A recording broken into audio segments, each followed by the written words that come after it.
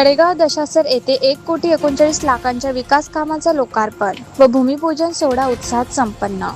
आमदार प्रताप अडसड यांच्या प्रमुख उपस्थितीत धामणगाव रेल्वे तालुक्यातील तळेगाव दशासर येथे विविध विकास कामाच्या लोकार्पण व भूमिपूजनाचा कार्यक्रम मोठ्या उत्साहात पार पडला.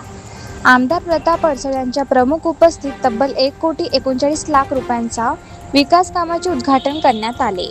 यावेळी गुलाबराव शिंदे ते दीपक ठाकरे चौक रस्ता बांधकाम, लेंडी नाला ते दीपक ठाकरे चौकापर्यंत सिमेंट रस्ता बांधकाम, तळेगाव घुसळी रस्ता डांबरीकरण तसेच तळेगाव फत्तेपूर रस्त्याच्या डांबरीकरणाच्या कामाचे लोकार्पण करण्यात आले.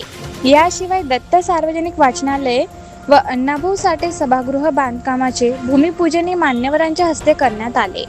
या विकास कामामुळे नागरिकांना दळणवळणाच्या अधिक चांगल्या सुविधा उपलब्ध होणार असून गावाच्या सर्वांगीण विकासाला नवी चालना मिळणार असल्याची भावना यावेळी व्यक्त करण्यात आली.